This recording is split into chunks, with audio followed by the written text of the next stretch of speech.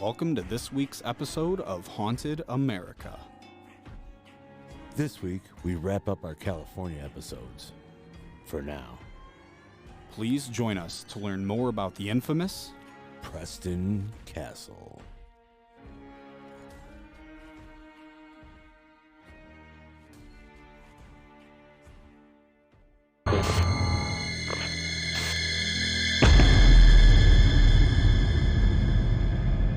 Preston Castle.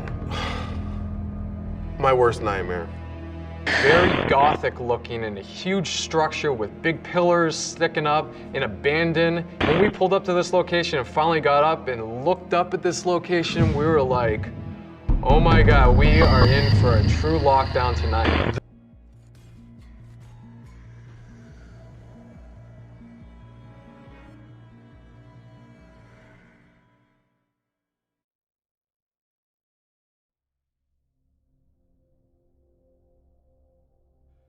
Located at 900 Palm Drive in Ione, California, the Preston Castle currently sits upon 12.91 acres.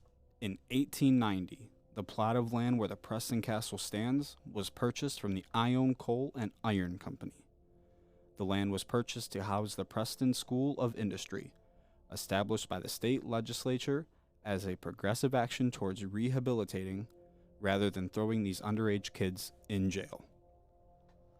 Construction of the administration building for the Preston School of Industry started right away.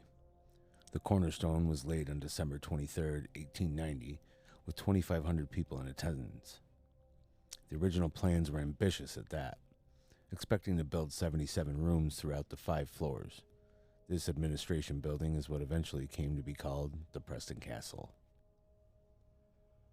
The first floor would house a reception and director's room, general office with a walk-in vault, sitting room, a butler's pantry, a dining room, employee bathrooms, physician office, pharmacy, clerk's office, plus 3 additional unused offices. The first floor annex would also include a dining room. The second floor would include a reading room, library, 12 apartments, a schoolroom, coat and hat room, men's water closet, and women's laboratory. And the second floor annex would hold a dormitory, a locker room, and a linen room. Also, for those that don't know, a men's water closet is considered to be like one of those bathrooms with the long connected urinals, like you might find at like a sports stadium. The third and fourth floors would remain unfinished. The third floor would contain 12 rooms, and the fourth floor would hold 6 rooms. The basement would include a playroom, a water closet, laundry, lavatory with foot bath, shower room and a plunge bath, hall, kitchen, pantry, furnace room, fuel storage room, and a water closet with 2 toilets. The basement annex would hold a bakery, fuel storage room, a kitchen, a pantry, a storeroom, and the employees' laundry and lavatory. This place is the definition of a castle. It's absolutely massive. At its peak, the Preston School of Industry encompassed 1,000 acres, 750 of which were farmland. It housed 800 wards, aka the kids, and employed a staff of at least 200. On June 13th of 1894, the first wards were accepted at the Preston School of Industry, and the school was proclaimed officially opened on July 1st of 1894. The next year, electricity was installed by way of a water wheel powered by dynamo. I also got to keep in mind that this is the 1890s we're talking about, because it sounds like the first year of operation there wasn't any power at all, which is just absolutely crazy. But this is 1890s, so it's probably pretty common to not have power during that time. So, The Preston School of Industry remained open until 1960 when new facilities for the school were completed. The building remained vacant and fading into disrepair until September 10, 2001, when the Preston Castle Foundation received a 50-year lease for the property. Preston Castle has also been named a California State Historical Landmark and is listed on the National Register of Historic Places. The Preston Castle Foundation received ownership of the Preston Castle and surrounding acres on November 7th of 2014. Now let's get into some of the things that make these grounds haunted.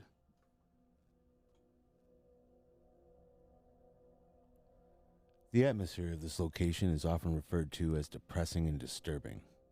I can tell you why the atmosphere is depressing. It's because Anna Corbin, the head housekeeper, was brutally beaten to death on February 23rd, 1950. And who was she beaten by? The main suspects were the residents of the Preston Castle along with other staff.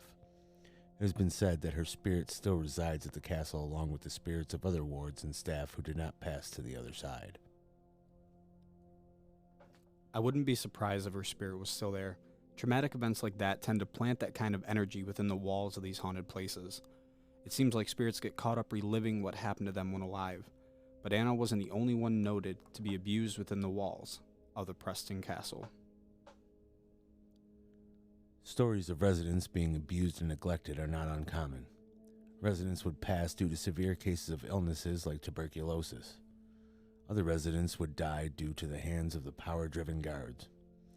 On the grounds of the castle, there's a cemetery, and buried here are the bodies of 23 residents. Many popular ghost hunters have been to this location, but our favorite, of course, is Ghost Adventures. Yes, we're a little bit biased. We have 2 clips we just want to play for everyone, so just take a listen, and after each clip, me and Jess will talk a little bit about what happened in these clips. This whole time we're doing the investigation, that's really all we could think about was poor Anna. The reason that this room has relevance is this is Anna Corbin's room. Anna Corbin is the woman who was She's the one who was killed here. Oh, wow. According to the medical examiner at the time, she was found in a pool of blood. There was a cord cinched tightly around her neck, and her face and head were bludgeoned beyond recognition. So we decided to investigate the basement where this unsolved murder took place. My eyes are starting to water, dude. There's somebody here. I know. I swear to God, something's leading us downstairs. I feel like we need to go downstairs right now. And what was really interesting is Zach started to become somebody different, like he was not himself. Zach.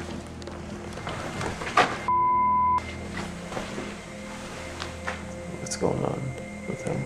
Guys, come in my room. What? Come here. Go, dude. This is where Anna Corbin lives. I got nervous. Whatever was happening to Zach in there was one serious situation. Aaron and I looked at each other and were like, what is he doing? What's going on? We go down to the closet area and we bring those flowers up here to Anna's room. Just with this camera, that's it? Yeah.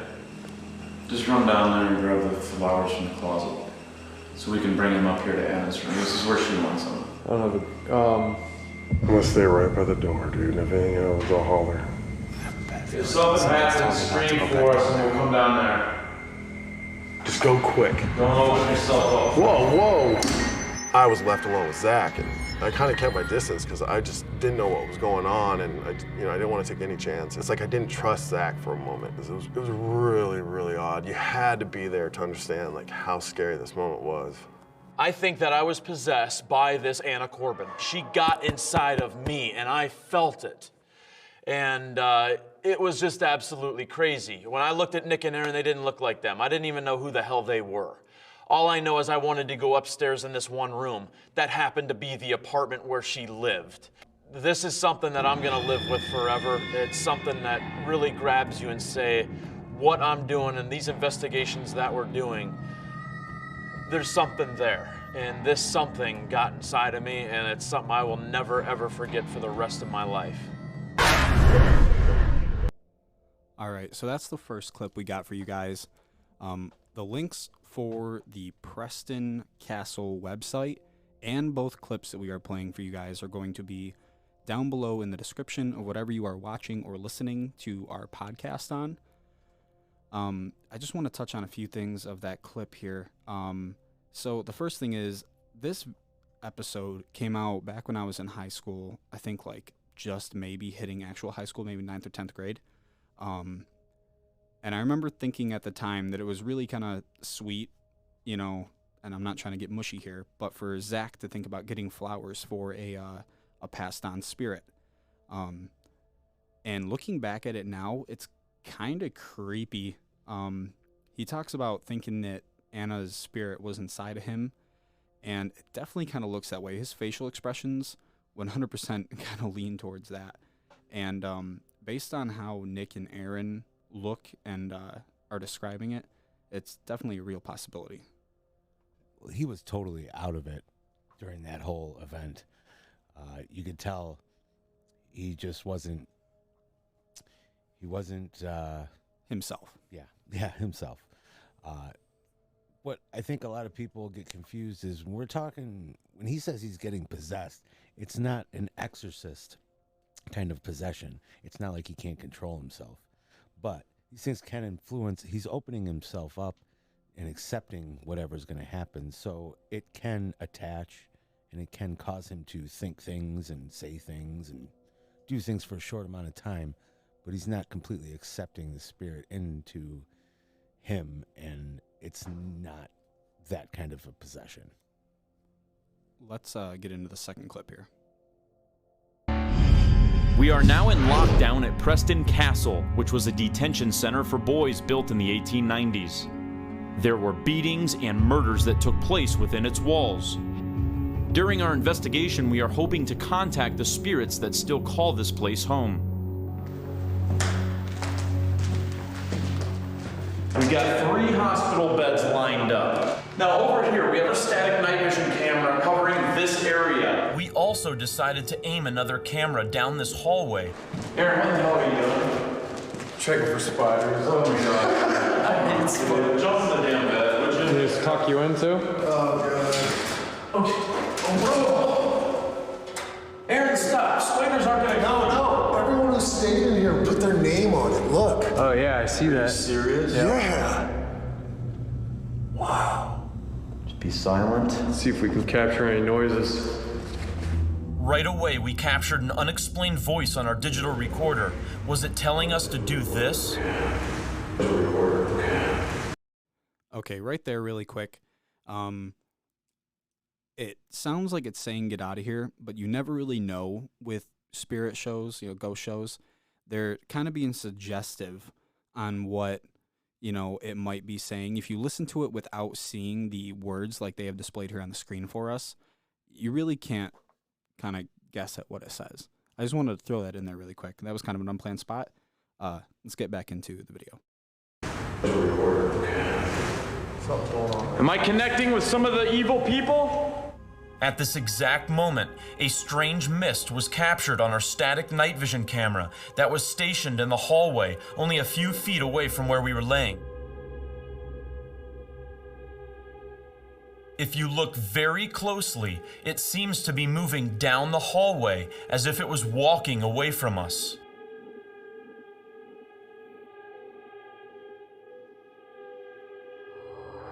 Bro, I'm not joking right now. My cat. Okay, really quick. I want to talk about that. So like I said, all the links for this are down in the description below of whatever you're listening to or watching this podcast on. I want you guys, and whatever there's going to be a poll if you're listening on like Spotify or whatever, and if you're watching on YouTube, comment down below. Let me know if you, if you go to this video, let me know if you can see the apparition go down the hall. It's at about 1 minute and 30 seconds or so into the clip. And it's the clip titled just Preston Castle. So I just want your guys' feedback on if you can see it and what, if you think it's an actual apparition or if you think it's, something else, Calf kind of hurts. It burns. Same thing. Dude, I swear to God, my calf kind of burns right now, bro. Holy you want to look at it just to make sure? Is it being scratched? I don't know. It just burns. It's Where this is one it? right here. Open it. Hold on. Dude, you got scratches right here. Shut up. Don't bleed. Keep it still. I'm just documenting this right now. Look at the burn. Those are 2 claw marks, bro. We checked Aaron's leg again, and this time there were 3 distinct scratches. Bro, that's not good. That's mocking of a trinity. That's demonic. I don't feel good, man. Did you just scratch Aaron? Oh, it burns bad, man. Are you okay? No, it burns really bad, dude. Holy what do you want me to do? Huh? I can't even think. What do you want me to do? You want to hold that? Just be calm. Take a deep breath. Yeah, relax. You gotta relax. Take a deep breath. Just chill out for a second, man.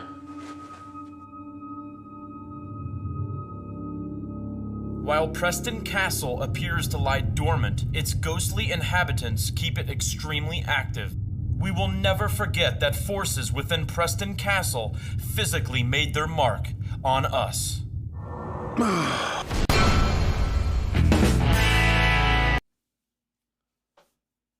All right, so Jesse, take over there. Talk about what you want to talk about with that little clip there. So, the fact that these kids and anybody who slept in those beds carved their names into the wood would lend belief to the fact that those spirits, maybe not, if not the spirits, at least the energy that was expelled while carving that could have imprinted itself on the wood itself and could be causing some of the activity going on. That could cause a residual haunting, or it could cause an intelligent haunting, depending on what is actually attached. And think about the pain. They were sitting in hospital beds, in case you guys didn't hear that or whatever. They were sitting in hospital beds. So imagine the pain that the kids, laying in those hospital beds in the 1890s were feeling. That kind of pain and the screams that they let out, that stuff can all be, confined within the walls of the Preston Castle. And in the middle of all that, they're deciding to put their imprint in that wood. Exactly.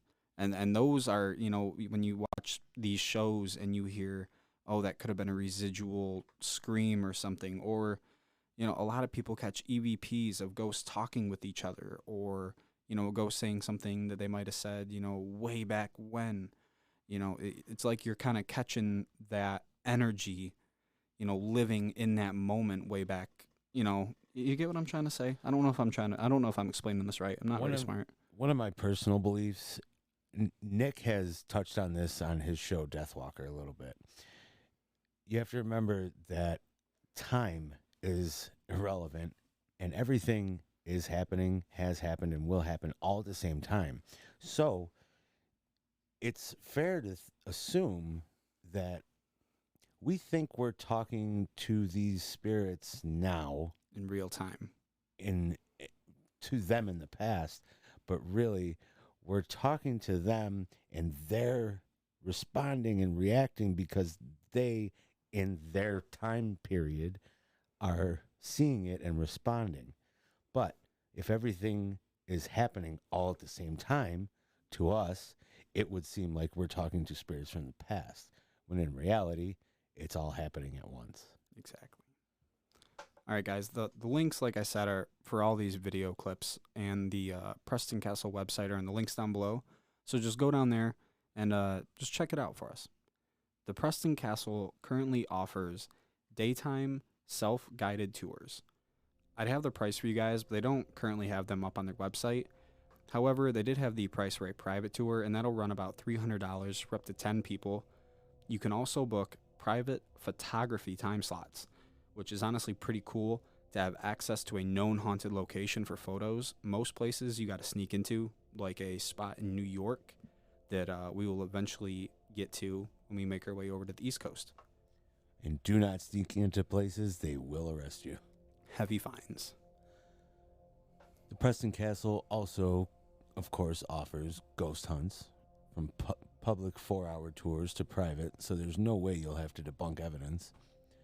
For public paranormal tours, areas available for you to investigate include the grounds inside the fence and around the castle, the visitor center, the garages, the castle's basement, and both first and second floors. The public ghost hunt will run you about $125 per person, and each night is limited to 15 people per night. The private tour will run your paranormal team $1,250 for up to 10 people, and $125 per person after up to 15 people total. You'll be in the castle from 7 p.m. to 2 a.m., which even to me kind of sucks. I'd like to be in from 10 p.m. to something like 5 a.m. I feel like if you're forced out at 2 a.m., your night's kind of cut short of prime investigation time anyways, that quote-unquote witching hour, 3 a.m.-ish, which even so, I mean, you can still catch paranormal evidence at 7, 8, 9, well before midnight. It's kind of weird to try to keep these ghosts into only providing us with evidence, from midnight to 6 a.m. A lot of people catch a lot of evidence in the middle of the day. This location is well known among the paranormal field and is definitely a bucket list area to investigate for two people like us.